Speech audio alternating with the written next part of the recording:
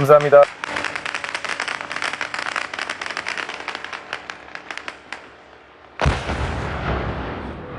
저는 모스크바에서 100km 떨어진 모스크바 주의 주유소에 있는데 휘발유가 없습니다. 두 번째 주유소인 에코프로에도 휘발유가 없습니다. 노바야리가에서는 주유가 최대 20리터로 제한됩니다. 왜 연료가 없고 제한이 생기는지, 무슨 관련인지요. 솔직히 이런 일이 모스크바 주까지 영향을 줄 줄 몰랐습니다. 이상하네요. 우크라이나의 새로운 장거리 공격 이후 러시아에서는 진짜 붕괴가 시작될 거고 그 영향은 러시아의 점점 더 많은 지역으로 퍼지고 있습니다.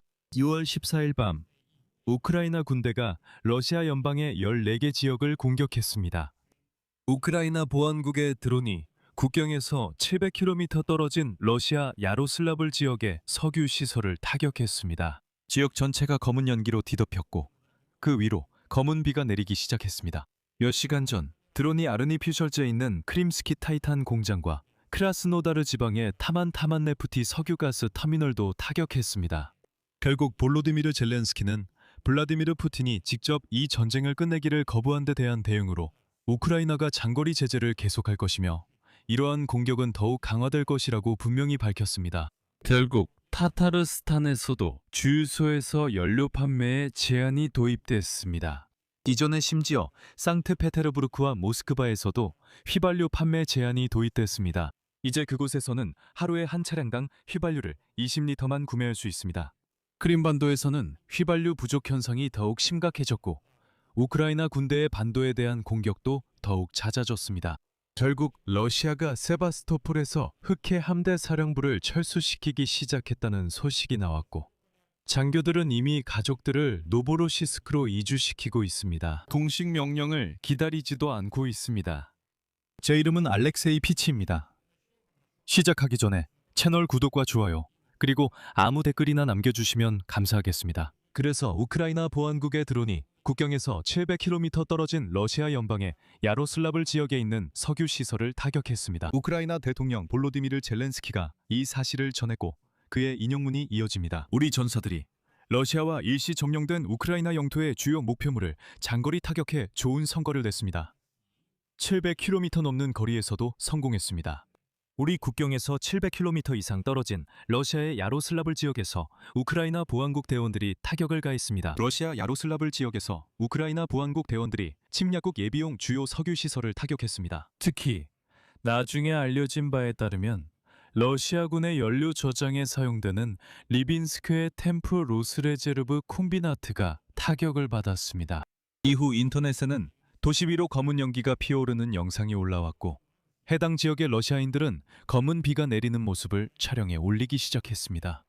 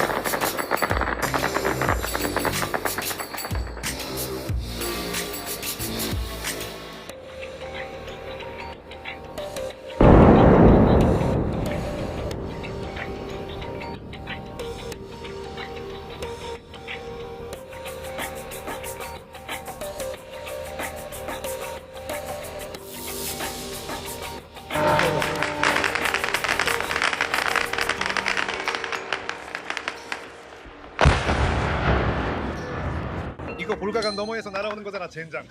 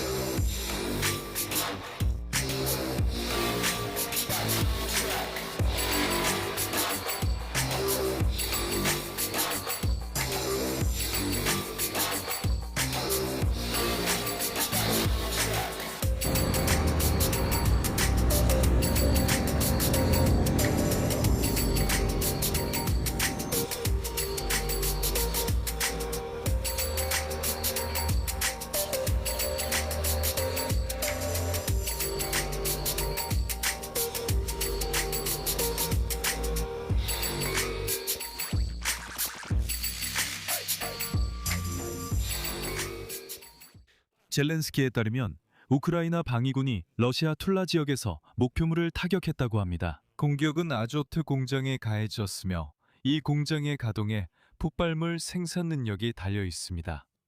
또한 젤렌스키에 따르면 러시아의 6개 공항에서 항공 운항 제한이 도입되었습니다.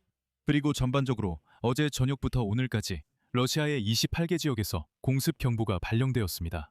다음으로 젤렌스키의 또 다른 인용에 따르면 임시로 점령된 우크라이나 영토에서 점령군의 군사물류에도 타격이 있었습니다. 우크라이나는 러시아에 대한 장거리 제재 계획을 이행하고 있으며 중거리 타격에 대한 특정 임무도 수행하고 있습니다. 러시아가 전쟁 종식에 응하지 않아 우리는 다양한 협상안을 제시했으나 러시아는 침략과 확장만을 고집했습니다. 결국 전쟁은 처음 시작된 지점으로 되돌아가고 있습니다. 젤렌스키는 푸틴에게 공개 서한을 보냈다는 점을 언급하며 푸틴의 대응을 언급합니다. 푸틴은 어떤 개인적인 만남도 의미가 없다고 생각한다고 답했습니다. 그리고 전쟁 종식에 관한 어떤 협상도 전면적으로 거부했습니다. 그리고 최근 며칠 사이에 우크라이나에 대한 공격을 더욱 강화하겠다고 더욱 크게 외치기 시작했습니다. 하지만 오늘 밤 우크라이나군 공격으로 돌아가 보겠습니다. 툴라 지역 아조트 공장 명중에 대해 설명하겠습니다. 아조트 콤비나트는 유로임그룹 소속입니다. 그리고 이 기업의 웹사이트에는 러시아에서 가장 큰 암모니아와 질소 비료 생산업체 중 하나라고 나와 있습니다. 하지만 이 공장은 스베르들로프 공장에도 화학 제품을 공급하는데 그곳에서는 탄약용 폭약을 생산합니다. 즉, 러시아인들은 이 공장이 단순히 질소 비료만 생산한다고 주장하면서 위장하려고 하지만 실제로는 이 공장이 군사 목적으로 사용되고 있습니다. 게다가 6월 14일 새벽 스몰렌스크 지역의 베즈메페에 있는 철도 차량기지 부근에서 드론 공격으로 화재가 발생했습니다. 그리고 앞서 6월 13일 새벽에는 우크라이나 드론이 러시아 남부와 병합된 크림반도의 두 전략적 시설을 공격했다는 점도 다시 한번 상기시켜드립니다. 특히 드론은 아르메스키에 있는 크림 타이탄 공장과 크라스노다르 지방의 타만을 위치한 타만네프테가스 석유가스 터미널을 타격했습니다. 그리고 우크라이나군 무인 시스템 부대의 지휘관인 로버트 브라우디입니다. 마다르는 이번 공격이 동유럽 최대 규모의 거대 공장에 가해졌으며 크림반도 합병 이후 이 공장이 루스키 타이탄 회사에 넘겨졌다고 언급했습니다. 이 기업은 이산화티타늄을 생산하는데 이는 화약, 로켓 연료, 폭약 제조에 사용되는 기본 원료입니다. 그리고 저는 이 공장에 23번의 공격이 있었다는 사실을 알게 되었을 때 충격을 받았습니다. 그 결과 공장은 사실상 완전히 파괴되었고 화재가 발생해서 노동자들은 집으로 돌려보내졌습니다. 결국 블라디미르 푸틴이 공개적으로 타타르스탄에서도 더 이상 아무런 문제가 없다고 장담하고 있을 때 타트네프트 주유소에서는 연료 판매에 제한이 도입되어 이제 씻지 않은 야만적인 러시아인들에게 하루에 한 사람당 최대 20리터의 휘발유만 판매합니다. 이런 20리터 제한은 이전에 상트페테르부르크에서도 도입되었습니다.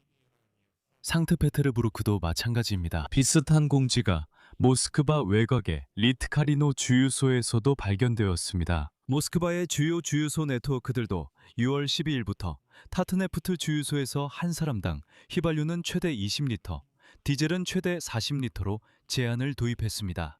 로스네프티 주유소에서는 한 번에 최대 90리터까지 주유할 수 있도록 제한이 설정되어 있고 모스크바에서는 루코일이 한 영수증당 휘발유 또는 디젤을 최대 100리터까지만 판매합니다.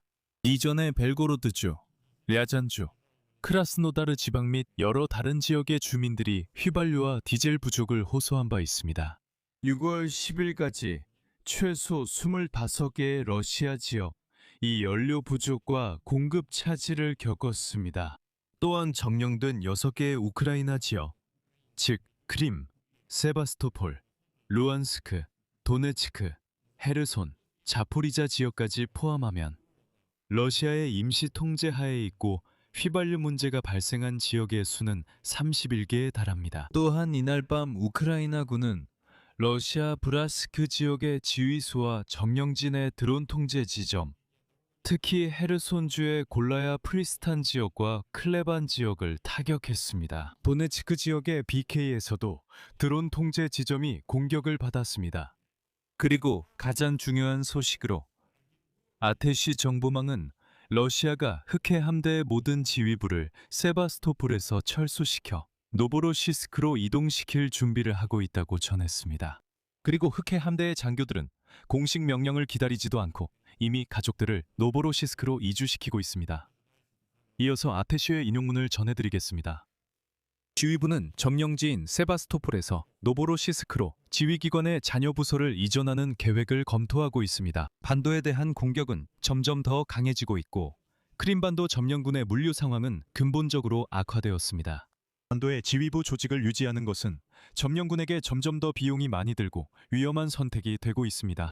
상황 전개를 보면 앞으로 몇 달은 전쟁이 시작된 이후 크림반도의 점령군에게 가장 힘든 시기가 될 수 있습니다.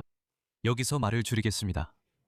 여러분의 의견과 결론은 전통적으로 이 영상 아래 댓글에 남겨주시고 이 유튜브 채널의 활동을 응원하고 싶으시다면 후원하실 수 있습니다. 이것은 모든 형태의 후원으로 가능합니다. 설명란에 있는 링크와 정보로 바이미어 커피, 패치온, 심지어 암호화폐 지갑과 은행 계좌 정보까지 모두 확인하실 수 있습니다. 어떤 방식이든 편하신 걸로 선택하시면 됩니다.